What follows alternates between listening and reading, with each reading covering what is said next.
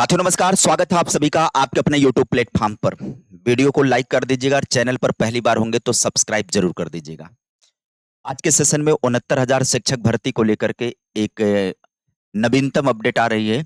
एक अंक से पास अभ्यर्थियों को लेकर के खबर है। 69,000 की एक ऐसी वैकेंसी है जो लगातार सुर्खियों में बनी रही है। अभी तक ये वैकेंसी जो है एक तरीके से चल रही है, प्रोसेस में है। इस वैकेंसी को कब का पूरा हो जाना चाहिए, लेकिन ये पूरी ना होकर के अभी भी प्रोसेस में बनी हुई है। क्या कुछ खबर है, बने रहिएगा सेशन में आप सभी लोग। इस खबर में हम सभी चर्चा करने वाले हैं। आज के अखबार में खबर आई है, उस खबर के माध्यम से हम सभी लोग इस पर विचार विमर्श करेंगे। एक नंबर से पास होने वाले भर्ती का अभी भी इंतजार है। 69,000 शिक्षक भर्ती का मामला है। आरक्षण विवाद के समाधान होने के बाद इस पर विचार होगा। क्या है इस पर बातचीत, आइए खबरों को वेरीफाई करते हैं। परीक्षा का आयोजन जनवरी 2019 को 69,000 शिक्षक भर्ती का हुआ था। 69,000 शिक्षक भर्ती के परीक्षा का आयोजन जनवरी हुआ था, 2019 के जनवरी में हुआ था। विवाद क्या हो गया था, मामले की शुरुआत और एक गलत प्रश्न। इस पर पहले शुरुआत से ध्यान देते हैं कि परीक्षा में पूछे गए एक प्रश्न के चारों विकल्प गलत थे, लेकिन परीक्षा नियामक प्राधिकारी के विशेषज्ञों ने उनमें से एक विकल्प को सही मान लिया था।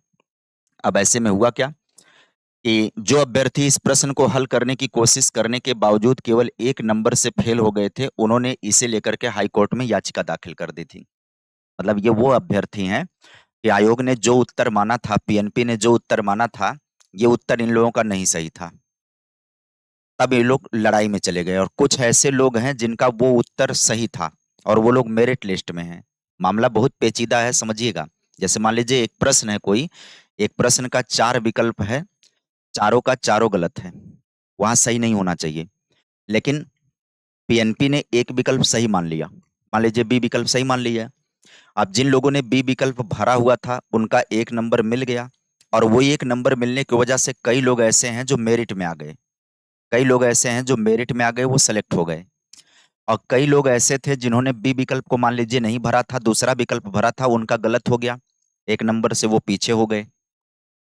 अब वो लोग लड़ाई लड़ लिए कि ये सवाल गलत है, सवाल गलत है तो इस पर कॉमन नंबर मिलना चाहिए। अब जब कॉमन नंबर हो जाएगा, जो लोग मेरिट में है वो मेरिट में रहेंगे। एक नंबर बढ़ जाने से तमाम अभ्यर्थी ऐसे होंगे जो फाइट में आ जाएंगे। यही विवाद है। एक नंबर से जो फेल हो गए, उन्होंने इस मामले को लेकर हाई कोर्ट में याचिका दाखिल कर दी। हाई कोर्ट का फैसला 25 अगस्त 2021 को हाई कोर्ट ने आदेश दिया कि जिन अभ्यर्थियों ने इस विवादित प्रश्न को हल करने का प्रयास किया था और जो केवल एक नंबर से फेल हो गए थे, उनका परिणाम घोषित कर दिया जाए। केवल एक नंबर से फेल होने वालों का परिणाम घोषित करने की बात की जा रही है। सुप्रीम कोर्ट में अपील की गई सरकार के द्वारा। उत्तर प्रदेश सरकार ने हाई कोर्ट के इस फैसले के खिलाफ सुप्रीम कोर्ट में अपील दायर करी। सरकार की याचिका खारिज हो गई। सुप्रीम कोर्ट ने सरकार की अपील को खारिज कर दिया और हाई कोर्ट के फैसले को बरकरार रखा, जिससे एक नंबर से पास होने वाले अभ्यर्थियों की उम्मीदें जगी। अब आगे लेकिन कहानी कहां बिगड़ रही है। सुप्रीम कोर्ट से याचिका खारिज होने के बाद परीक्षा नियामक प्राधिकारी पीएनपी कार्यालय ने ऐसे अभ्यर्थियों से 10 से 19 जनवरी 2023 के बीच प्रत्यावेदन मांगे। यह मौका केवल उन्हें दिया गया जो 25 अगस्त 2021 तक हाई कोर्ट में याचिका या अपील की थी। जाहिर सी बात है, अगर एक नंबर सबको दिया जाएगा तो बहुत सारे अभ्यर्थी ऐसे होंगे जो फेल हो रहे थे एक नंबर से, वो सब पास हो जाते, और उनमें से तमाम ऐसे होते जो मेरिट लिस्ट में आ सकते थे, जो कि बहुत बड़ी संख्या हो सकती थी। तो इसलिए जो लोग याचिका में थे, याचिकाकर्ता जिन्होंने अपील की थी, उनको मौका दिया, उनसे प्रत्यावेदन मांगा पीएनपी ने 2023 में। कुल आवेदक की बात करें तो इस अवधि में कुल 3,192 अभ्यर्थियों ने आवेदन किया था। 3,192 अभ्यर्थियों ने आवेदन किया।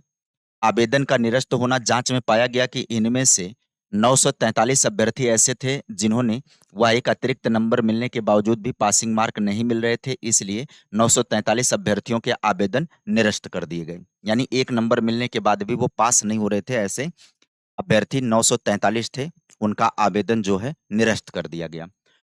इस पूरी प्रक्रिया के बाद 2249 अभ्यर्थी ऐसे बचे जो एक नंबर मिलने से पास हुए और नियुक्ति के पात्र बन गए, मेरिट में भी आ गए। न सिर्फ पास हुए बल्कि एकेडमिक मेरिट को जोड़ते हुए वो मेरिट लिस्ट में भी आ गए। जो मेरिट लिस्ट जो कट ऑफ आखिरी में बना था वहां तक पहुंच गए। 3.5 साल का इंतजार, ये 2249 अभ्यर्थी पास होने के बावजूद लगभग 3.5 साल से अपनी नियुक्ति का इंतजार कर रहे हैं। इनको नियुक्ति मिलना चाहिए, बट अभी भी ये नियुक्ति के लिए इंतजार कर रहे हैं। समय बीतता जा रहा है। अब पीएनपी सचिव का जो आधिकारिक बयान आया है, परीक्षा नियामक प्राधिकारी कार्यालय के सचिव राजेंद्र प्रताप ने 5 जून को एक प्रकरण के निस्तारण में स्थिति साफ की है। क्या कहा इन्होंने? मुख्य बाधा है कि सचिव के अनुसार सुप्रीम कोर्ट में 69,000 शिक्षक भर्ती से जुड़ा एक आरक्षण का मामला अभी विचाराधीन है। जब तक सुप्रीम कोर्ट से इस आरक्षण का विवाद पूरी तरह से निपटारा नहीं हो जाता, तब तक बेसिक शिक्षा परिषद की ओर से इन 2249 अभ्यर्थियों के चयन और नियुक्ति की कोई भी कार्रवाई नहीं की जा सकेगी।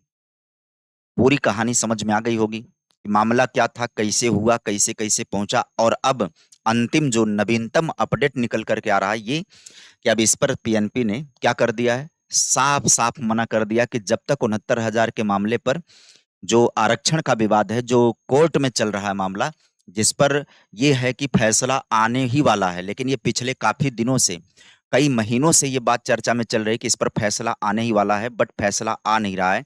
फिर से वही तारीख पर तारीख मिलता जा रहा है। अब पीएनपी की तरफ से ये कह दिया गया कि जब तक आरक्षण का विवाद शांत नहीं हो जाता, निपटारा नहीं हो जाता है, तब तक ये शिक्षा परिषद की ओर से 2249 अभ्यर्थियों के चयन और नियुक्ति की कोई कार्रवाई नहीं की जाएगी। निष्कर्ष क्या है? निष्कर्ष इसका ये निकल कर के आ रहा है, एक गलत प्रश्न के कारण जो अभ्यर्थी 1 नंबर से फेल हुए थे, उन्हें लंबी कानूनी लड़ाई जीतकर पास होने का हक तो पा लिया, लेकिन एक अन्य आरक्षण के विवाद के कारण उनकी भर्ती अनिश्चित काल के लिए लटकी हुई है। अब यहाँ पर ध्यान दीजिए, 69,000 के मामले में जो आरक्षण का विवाद है, उस पर मैंने कई बार वीडियो करी है। आरक्षण के विवाद में सीधी-सीधी बात ये है कि आरक्षित पदों का ये दावा है कि उनके आरक्षण के साथ घपला किया गया, भ्रष्टाचार किया गया है। जितने पद आरक्षण के मिलने चाहिए सॉरी, वो पद मिले नहीं हैं। अनरिजर्व कैटेगरी के लोगों को वहाँ पर भर लिया गया है गलत तरीके से। यानी कि टॉप मेरिटोरियस कैंडिडेट जो आरक्षण वाले थे, उन्हें अनरिजर्व में क्वालीफाई कराना था। उनको आरक्षण की श्रेणी में रख करके उनको नज़दीकी जिला या उनका अपना होम डिस्ट्रिक्ट सॉरी, थोड़ा-सा गला में मिस्टेक है। इन्फेक्शन की वजह से डिस्टर्ब हो रहा है बार-बार, माफ़ करिएगा आप सभी लोग। तो उन्हें क्या था कि टॉप मेरिटोरियस को कैटेगरी में ही रख करके उनका अपना जिला दे दिया गया या नज़दीकी जिला दे दिया गया। जिनका हक किसमें बनता था? अनरिजर्व के अंदर बनता था। तो इस तरह से अनरिजर्व के जगह पर जिन्हें जाना चाहिए था, वो नहीं जा मतलब इनके जगह पर जिनको कैटेगरी वालों को जाना चाहिए था, वो नहीं जा पाए। मतलब टॉप मेरिटोरियस को जाना था किसमें? अनरिजर्व में, वो रह गए रिजर्व में और उनके जगह पर जिनको रिजर्व कोटे में नौकरी मिलनी थी, वो बाहर हो गए।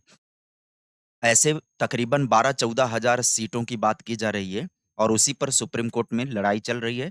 वो अंतिम चरण पर है, सुनवाई अंतिम चरण पर है, फैसला जब आ जाए तब। जब तक वो फैसला नहीं आएगा, तब तक ये वाली भी कार्रवाई आगे नहीं बढ़ेगी। यही टोटल इस खबर का सारांश है कि जब तक आरक्षण का मामला शांत नहीं होगा, तब तक इन लोगों को नौकरी नहीं मिलेगी और जब तक ये विवाद नहीं शांत होगा, तब तक शिक्षक भर्ती पर मुझे लग रहा है कि किसी भी प्रकार का विवाद खत्म होने का नाम नहीं ले रहा है। नई भर्ती के भविष्य क्या होंगे, ये इसी पर निर्भर करते हैं। आने वाले टाइम पर देखना होगा कि नई भर्ती के पहले क्या ये मामले शांत कर लिए जाते हैं, सुलटा लिए जाते हैं या नहीं। कोई भी नवीनतम अपडेट मिलेगी, मैं आपको वीडियो लेकर के आ जाऊँगा। इसलिए आपको चैनल पर बने रहना होगा, चैनल को सब्सक्राइब कर लीजिएगा, वीडियो को ज़रूर पसंद कर दीजिएगा। मिलते हैं फिर किसी नई वीडियो में, नई जानकारी के साथ। Bye bye, take care, thank you.